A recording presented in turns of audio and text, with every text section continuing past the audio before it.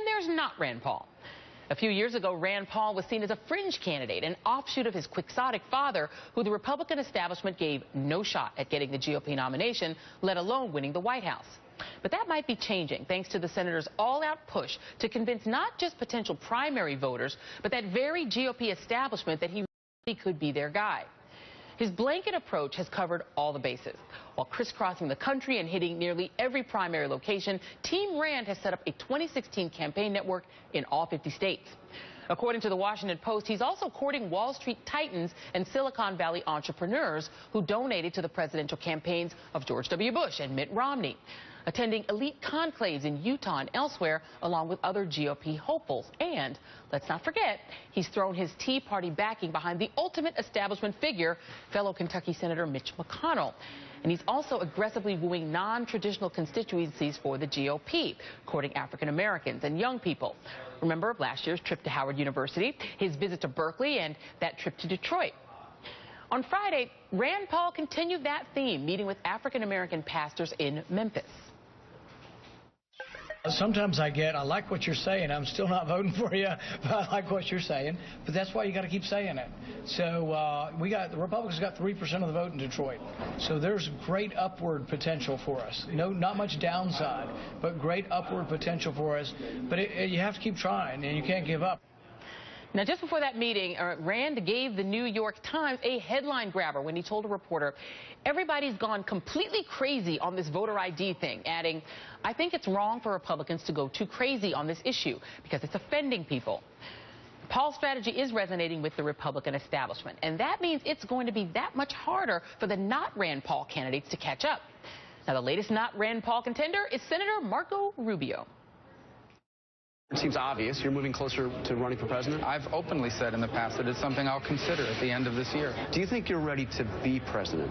I do. I mean, but I think that's true for multiple other people that would want to run. So can Marco Rubio make it as the not Ron Paul candidate? Back with me, Roll Call's Christina Bellantoni and BuzzFeed's McKay Coppins. And Christina, I'm going to start with you this time. And let's go back to Rand Paul for a second. He is now clearly a mainstream candidate. The establishment, I would argue, has probably stopped fighting him. Is that true? Well, it's pretty early on. There are a lot of moves behind the scenes as the Republican infrastructure is looking at when their early contests are going to be held, looking at which states are going to matter, looking at how many debates are happening, and Rand Paul has been very organized. So was Ron Paul's team.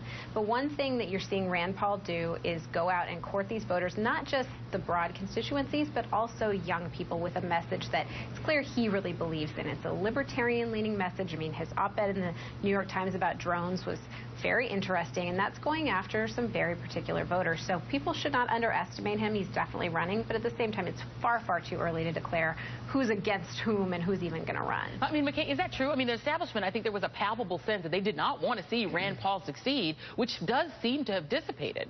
Yeah, I think the establishment is getting more comfortable with Rand Paul, but let's not forget one of the most important issues to the money class in the GOP, especially the big donors, is foreign policy and national security. And those are issues that Rand Paul is not a traditional Republican on, right? He is not a hawkish neocon. That's why we're seeing people like Marco Rubio and even Ted Cruz start to occupy that space in foreign policy, because they know that if it's going to come down to them versus Rand Paul, that's where they can pull a lot of the establishment support from. Right, and just on the point of establishment, I mean, if you look in Florida, Christina, if you look at Rand Paul in a microcosm, just take him to a state.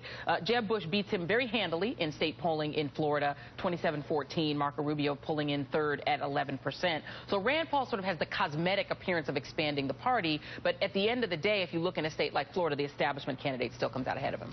Sure, except what you should be looking at is Iowa and New Hampshire. You know, Ron Paul was very strong in New Hampshire. There's a lot of organization there. That's a message that can appeal to Rand Paul-type voters.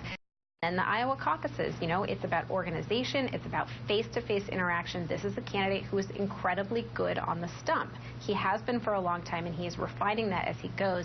And the fact that he's talking to these different constituencies is a test that helps him improve as he considers running. Well, I mean, we're talking about Iowa, New Hampshire. Let's switch over to Marco Rubio, McKay, and let's talk about Iowa for a second.